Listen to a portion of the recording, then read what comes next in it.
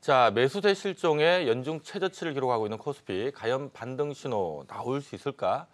자, 시장 얘기로 먼저 출발을 좀 해볼까 하는데요. 자, 제일 중요한 부분이 시장이 좀 올라야 될 것 같은데 도대체 이 시장이 지금 왜 이렇게 떨어지고 있는지도 궁금하시겠지만 과연 시장이 연내 좀 올라는 갈 수 있을지 그 부분을 좀 걱정하시는 분들이 많을 것 같습니다. 우리 강동진 박사 시황을 가장 그래도 면밀하게 좀 보시는 분이니까 오늘 다들 궁금해할 것 같아요. 우리 네. 강 박사님께서 도대체 시장 좀 희망은 있는지 얘기 좀 해주시죠. 예, 올해 1월부터 8월까지 코스피 추세가 하락세였는데요. 네. 월봉 기준으로 고점이 낮아지는 하락세였습니다. 9월이 반등이었고요. 10월 들어서 갑자기 또 이 하락세가 좀 길어지고 있고 가팔라지고 있다. 그렇게 이해를 하시면 될 것 같습니다. 요인은 한 가지만 말씀드린다 그러면은 외국인 수급입니다. 유동성 기류가 우리나라가 불리하고 미국 쪽이 유리하다 그렇게 보시면 되고요. 그래서 10월 들어서 외국인 주식 매도도 많은 편이고 지수 선물 매도 계약 규모가 3만 5천 계약을 넘어섰습니다. 2주도 안 되었는데 대단히 큰 규모이니까 유동성 기류가 미국 쪽을 향하고 있다. 그래서 시장이 약할 수밖에 없는 구조고요. 시장이 또 이리 약하니까 대중주들의 이 투매도 일정 부분은 나타나고 있다. 이런 부분이 좀 안정이 되어야 지수가 안정이 되고 시장이 안정될 것이다. 그렇게 말씀드리고 싶습니다.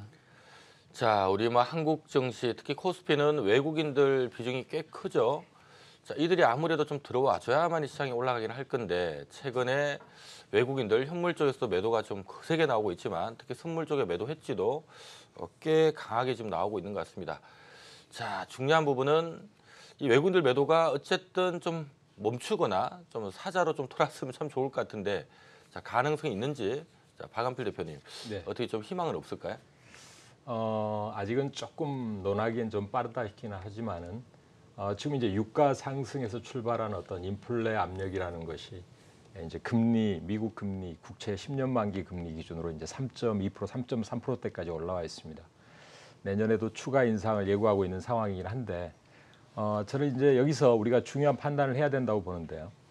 금리가 올라왔을 때 경기 민감 대형 섹터들인 이제 소재 업종이나 산업재 섹터가 계속 동행해서 올라가는 섹터의 흐름을 보이다가 지금 동반해서 약간 또 충격을 받고 있거든요.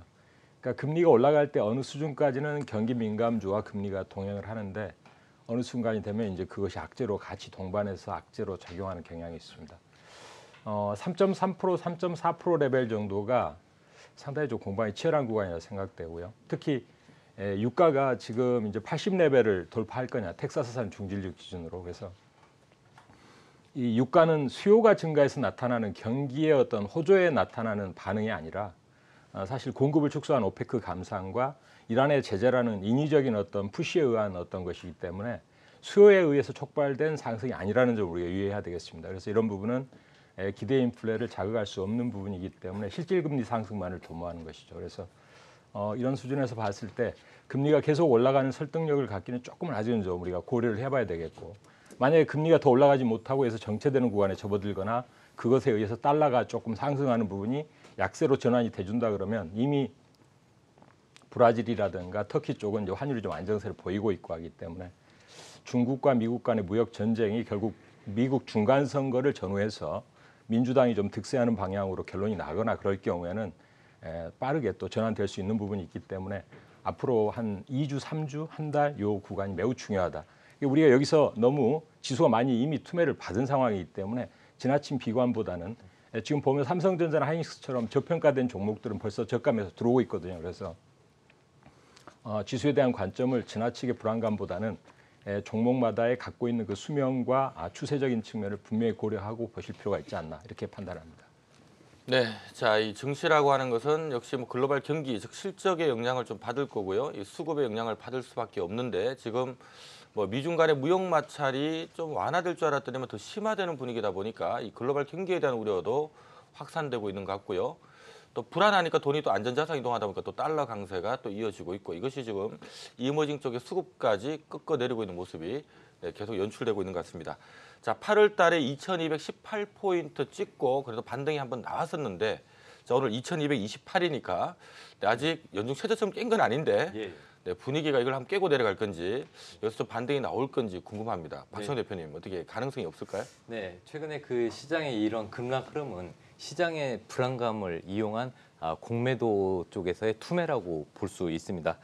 그래서 이 부분은 이제 증시 악재하고 결합이 되면서 계속해서 하락 흐름을 보이고 있는데 시장의 반등 흐름을 찾아야 됩니다. 그런데 최근에 이렇게 시장이 계속 급락하는 이유는 저는 공매도 쪽에서 요인이 있다고 보고 있는데 오늘 그 골드만삭스의 무차입 공매도에 대해서 증권선물위원회에서 과태료를 부과했습니다.